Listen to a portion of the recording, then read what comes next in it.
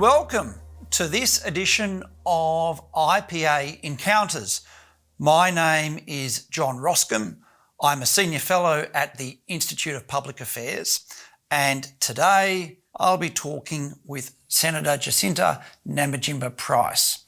Today, Jacinta and I will be talking about a number of things: her passion for Australia, politics, the challenges that Australia faces. We'll touch on The Voice, and we'll talk about her essay in the next edition of Essays for Australia, coming from the Centre for the Australian Way of Life at the IPA, entitled Telling the Truth. Let me say a few words about Jacinta before we begin. Jacinta was elected in 2022 as the Country Liberal Party Senator for the Northern Territory.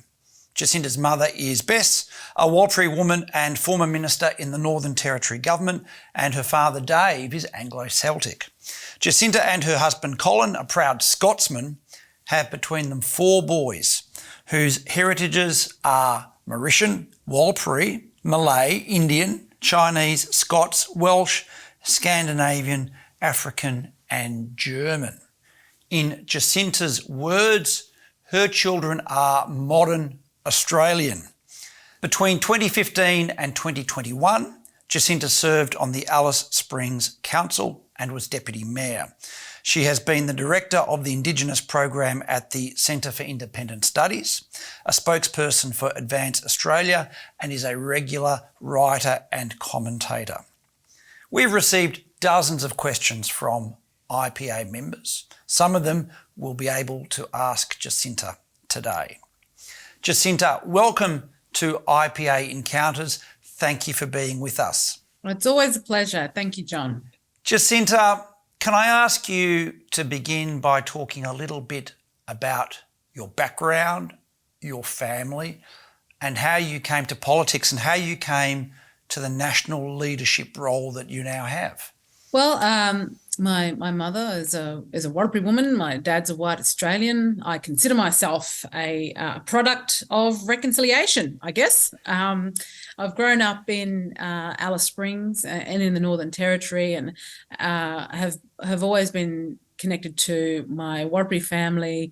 The many sort of different family groups that I have throughout the Northern Territory.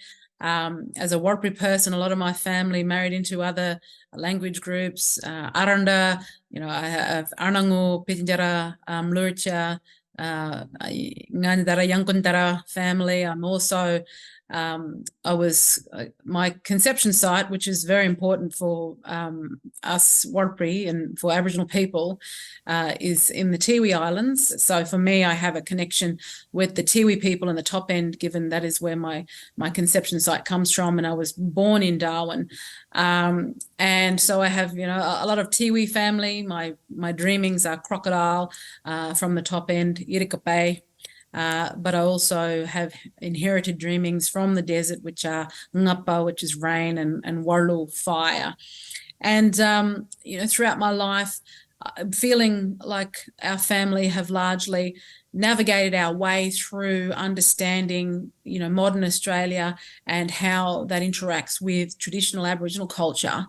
Has always been about trying to navigate our way through that in a really positive way to benefit ourselves as a family, but also try to benefit some of those in my family that are, confronted with real disadvantage on the Warlpiri side of my family, and recognising the challenges that we face, but also the similarities that we have. And my mother had been appointed by the former Labor Henderson government. She was appointed by Marion Scrimgeour at the time, who's now the federal member for Lingiari, but who was the deputy chief minister of the territory at the time, was appointed by her to be the chair of the Indigenous Advisory Committee to the then Henderson government. And I'm very grateful that Marion chose my mother to take on this role, because it's what effectively in the end drove my mother to stand and run for the seat of Stewart for the Country Liberal Party in that next 2012 election, because my mother was very frustrated in that position on an advisory group to the Henderson government. She found that it was just a committee designed to make that Labor government appear as though they were listening to Aboriginal voices and listening to the needs of Aboriginal people, when in fact they weren't. So having run in that election, she was successful in winning the seat of Stewart. She then went on to become have a number of portfolios in that government. In the Giles government, was at one stage the only woman, the only Aboriginal person. Aboriginal speaker of the first language speaker as a minister of the territorial government at that time, and in fact she was also the Minister for Local Government. So during her time as Minister for Local Government, I was then elected to Alice Springs Town Council as a councillor and sworn in by my own mother. I guess in confronting those issues, you make a lot of enemies along the way, which I certainly have, but I've created a lot of support, a lot of groundswell of support of Australian people. And it's just showing the Australian people that, yes, you can stand up for what is right and for what is true. And you might be targeted, but it doesn't mean that it necessarily will destroy you. I'm living proof of that. So, and I think it was important for me as a mother of 4 boys to stand up as well for a lot of the arguments nowadays that we're confronted with in terms of, this woke culture that we're confronted with, the fact that the family unit is no longer respected or valued as it used to be, that young men are feeling very under pressure, under the spotlight, and viewed as potential misogynists, toxic masculinity and misogynists and all those sorts of things. And as a mother of 4 boys, I find that really concerning. So I think it's important to try to draw society back to a place of, common sense thinking. And that's in whatever it is I'm trying to fight for. That's sort of what I'm being led by, and the reasons why I've gone down this path, and I've had some wonderful support. Are you surprised by how much support you've received from all around Australia? Yeah, it grows quite regularly, and I think Australians are just really crying out for wanting to have leadership that represents them, that represents our values as Australian people. And there's a sense, I feel, that Australians feel like they're under attack, that they're being criticised for having a love for this country, for trying to uphold our shared Australian values. So that's where a lot of that support, I believe, comes from. And people just want to be able to confront our issues from a common sense standpoint. But it's wonderful to understand that there is that support out there, because I think quite often when I come under attack, it is from a very loud minority. And certainly our mainstream media doesn't help, because, what helps them is controversy. Do you think we're more divided as a community across politics, across the sorts of society that we live in? Look, I think there is there's a sense of people, Australians out there who feel like they are probably isolated because of the divisiveness. So the divisiveness has, I think, worked in such a way that it's made Australians feel isolated and under threat, which is why a lot of people are, afraid to speak out on issues, hot topics that basically play into the divide. But I think generally, and what I like to tell Australians is, you're actually not alone. There are a lot of quiet Australians. They exist, and they're all wanting better for Australians, and they want a united Australia and not a divided Australia. I think on the surface, it might appear as though we're divided, and that's certainly what the extreme left are attempting to do, is to make those divides, even more pronounced, if you like. But I don't think we necessarily are as divided as they'd like to think we are. So how do you speak to someone who's afraid to give an opinion about an issue because of what their workmates will say or because of what people at church will say? How do you speak to them and give them some bravery and some hope? Well, I'm an example of what it means to stand up and speak out and to come under attack, but still be here. I think the thing is, don't apologize. You can't apologize for taking a position on something that actually, that is wholesome, that is about bringing Australians together as opposed to dividing, and stand up to bullying. That's the Aussie way, has always been to stand up to bullies, and that's what we have to tap into again, is that Australian spirit that says, stand up to bullies, stick up for those that are less fortunate than you, take care of your mates, get around each other, stop allowing your mates to be thrown under a bus, stick up for them, because otherwise it's to our demise if we don't. But more than that, it's the most marginalised that end up even further marginalised as a result.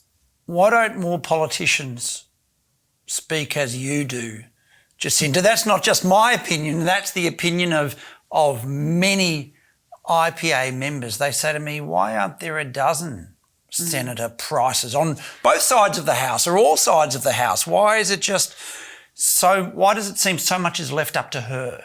Because people are fearful. The extreme left have absolutely been able to tap into people's fears and control people through fear. And certainly there are, some politicians who are scared of losing their seat or losing support instead of drawing a line in the sand and,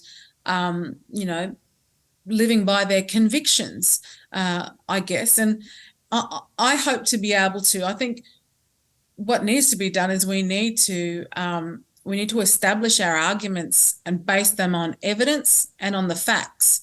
And if you stick to the evidence and the facts and don't get drawn in to the emotion of an argument, which emotional blackmail is thrown at us all the time.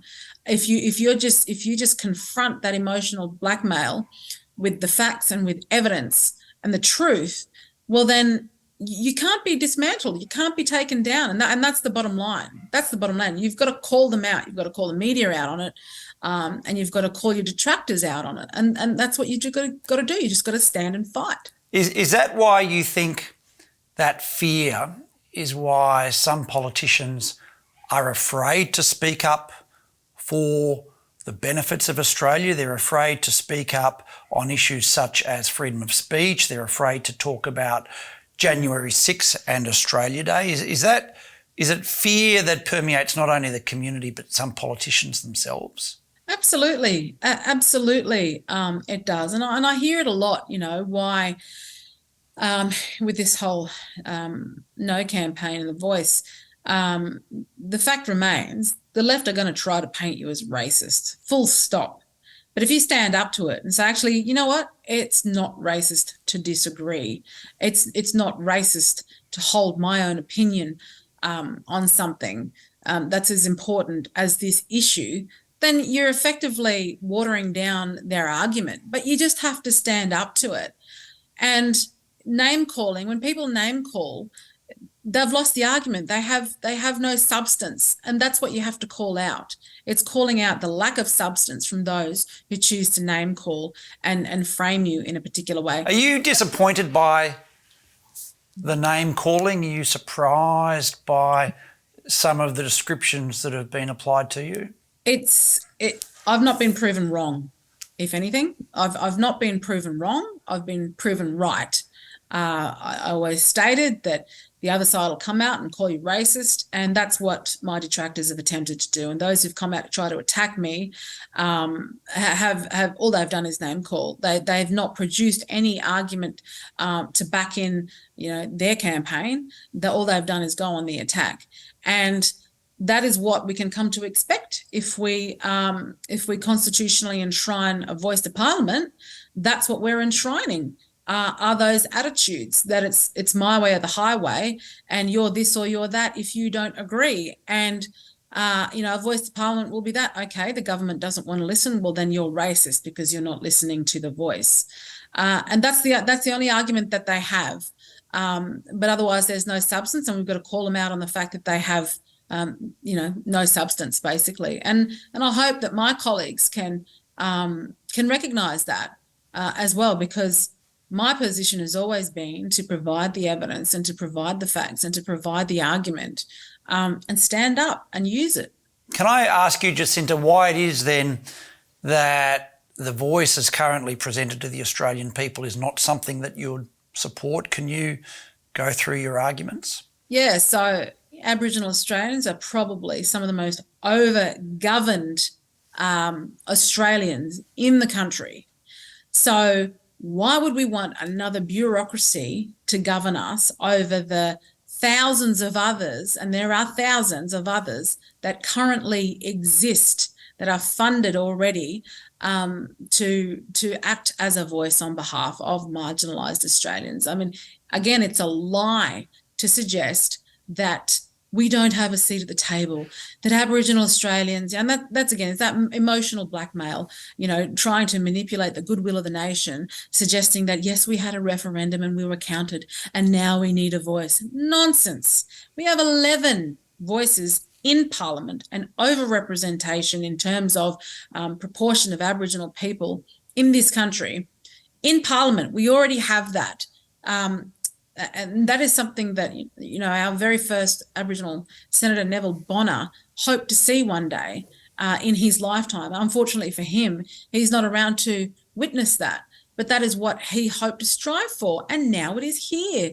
And now we're being shoved aside, our 11 voices, as if, we're not really that relevant. And we don't represent all Aboriginal Australians. No, but we've been democratically elected, and we worked very hard to be democratically elected to Parliament as Aboriginal Australians. Why do you think big business is so supportive of the voice?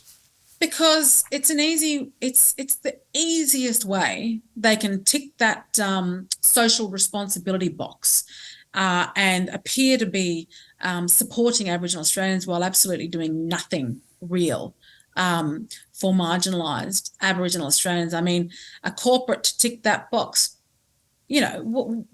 there's no social responsibility on them for the most marginalised, who are out of sight, out of mind, in the remote communities where DV is, we experience at the highest rates, where child sexual abuse and neglect is at the highest rates in the nation. Really, they've just ticked a box, and that they can feel better about themselves, and there's probably economic opportunity for them in it as well. And this campaign, the Yes campaign, is being driven by those in the top echelons, by the elites. That's who want this. I mean, the no push is going to come from a grassroots movement of not just Aboriginal people, but Australians of all different backgrounds who want to be unified and who don't want to be divided. But it's really frustrating to see those corporates just jump on board so quickly without really having anything to do with Aboriginal people who are going to be most affected by this. In your view, what's the single best argument against the voice that those in the grassroots can present to their friends and family? Don't divide us along the lines of race. Don't divide us along the lines of race. Don't empower the elite individuals. We have the formula already for success, of successful Australians.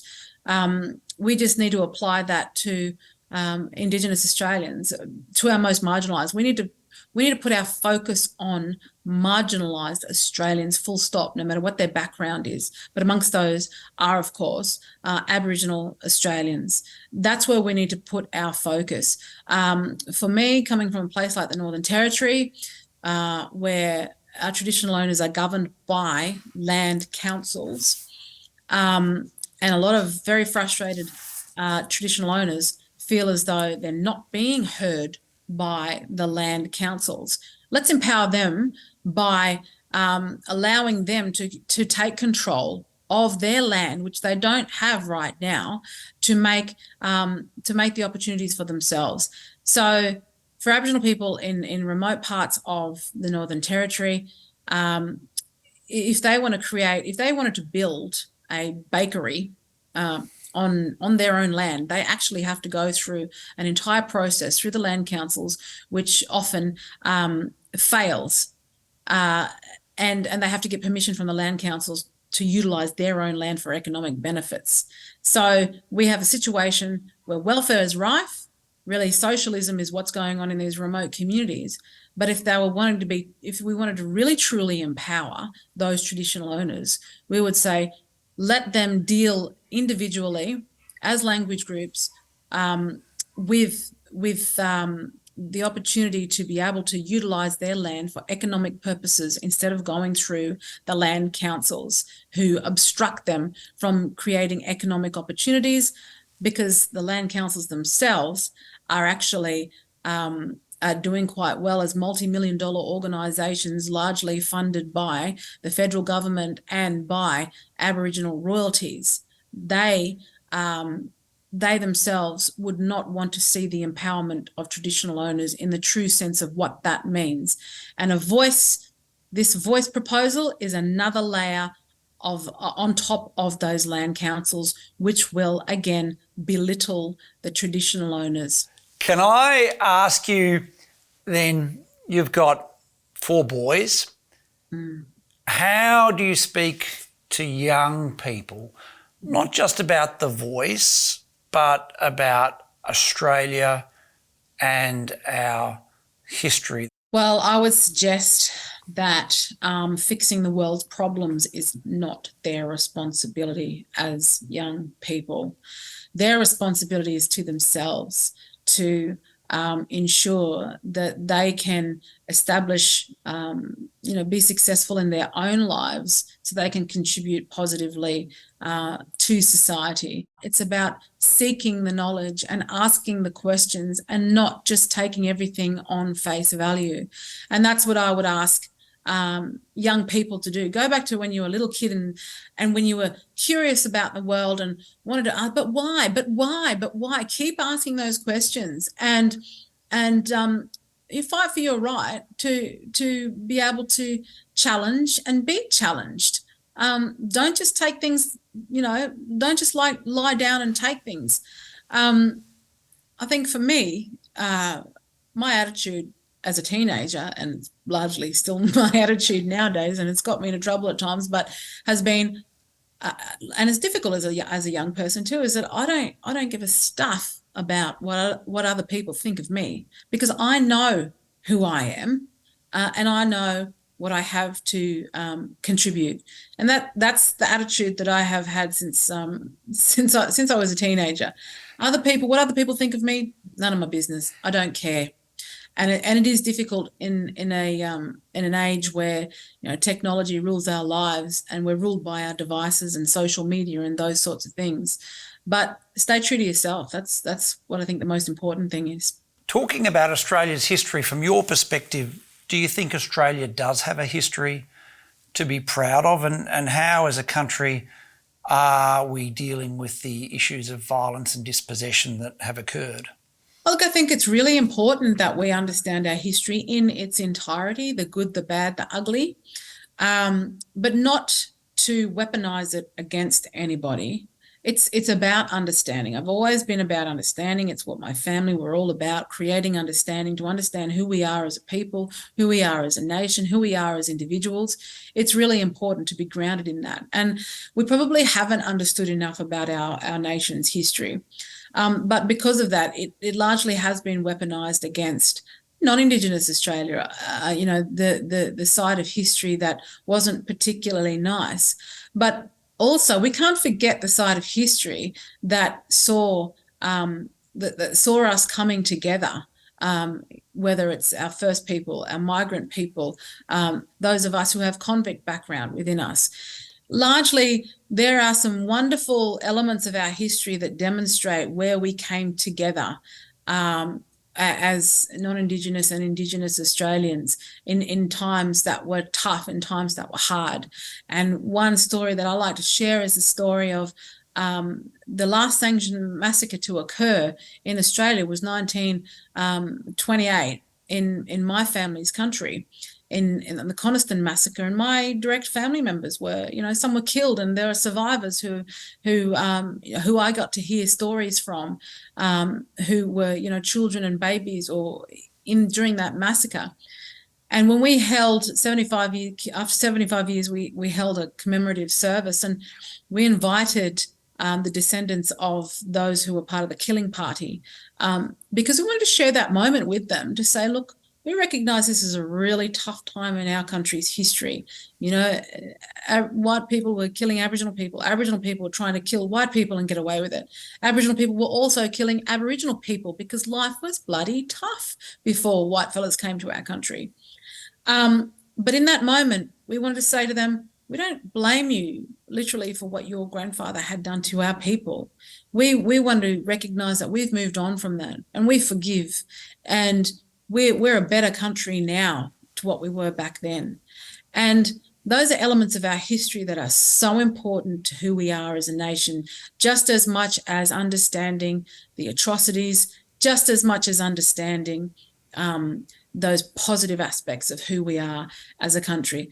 That, to me, the commemorative ceremony for the Coniston massacre was probably one of the greatest acts of reconciliation I've been lucky enough to be part of in this country, because the true term of reconciliation to me is that act of forgiveness has to take place as well. And that's to, that's not just for those who have been forgiven, but for those who are doing the forgiving, to be able to positively let go of the negative and move forward and progress forward. And that's where we're failing as a nation, is that ability to move forward together. The true sense of reconciliation is everybody having a seat at the table together and saying, putting aside our grievances, but also saying what we're going to do to contribute positively. That, to me, is what real reconciliation looks like. Is reconciliation then for you an ongoing, perpetual process, or might it ever have an end point? You know what, I think there are some Australians who have met that end point. And I think, and again, it's the grievance industry that will weaponize it and suggest there's never going to be an end point.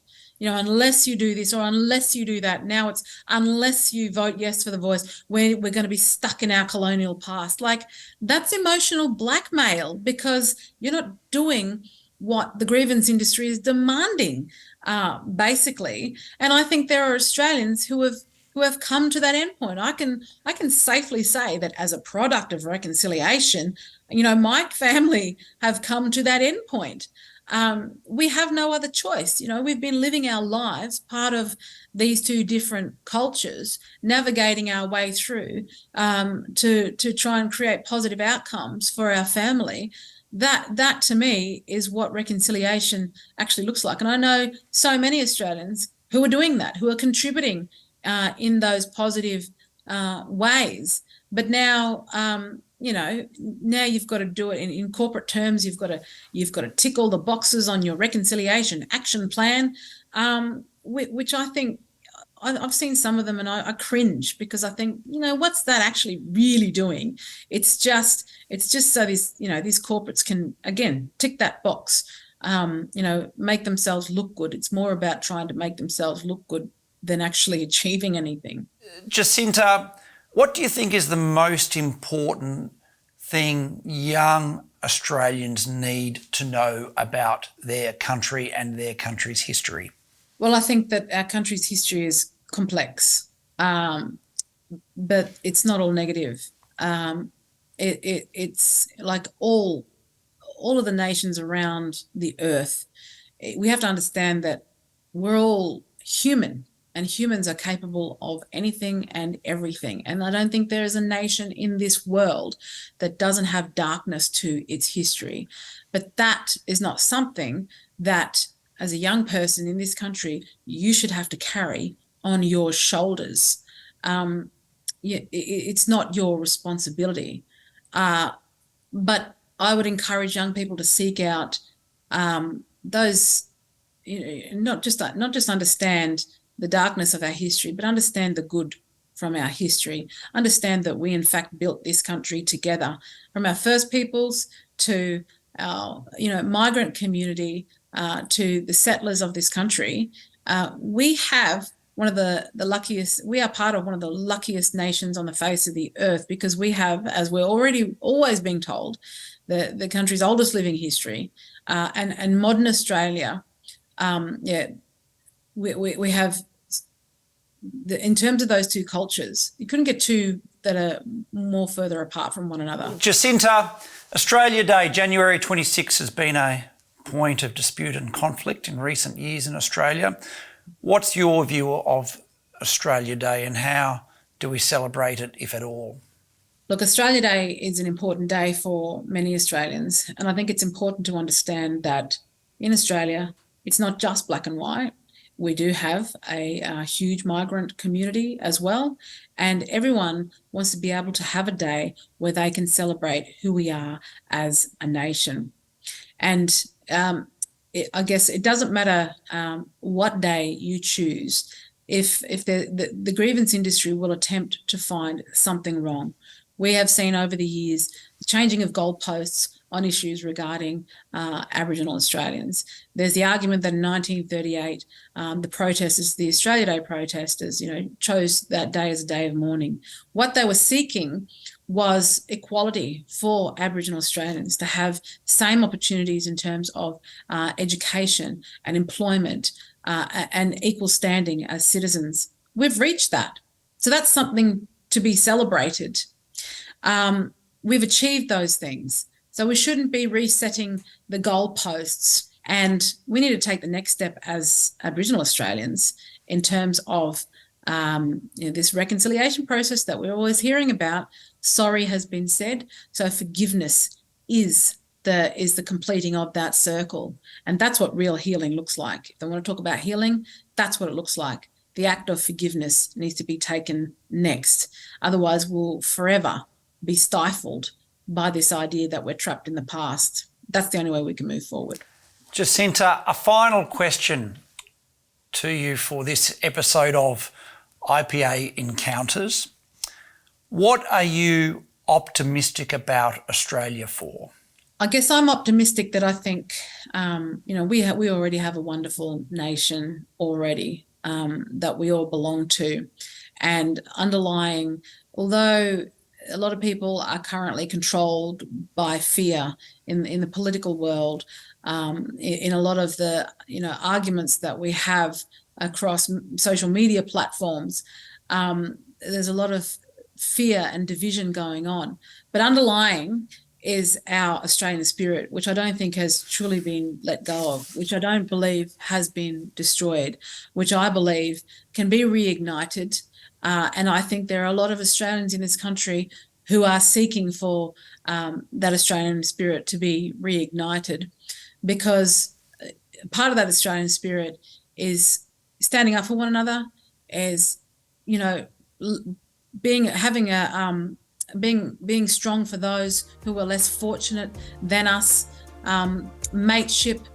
All of those values exist under the surface, and I'm certainly going to continue to push forward and rally around to see that Australian spirit, our Australian values, be reignited, be reinstated for the benefit of each and every one of us. And I'm certainly feeling that from the support that I've had around the nation.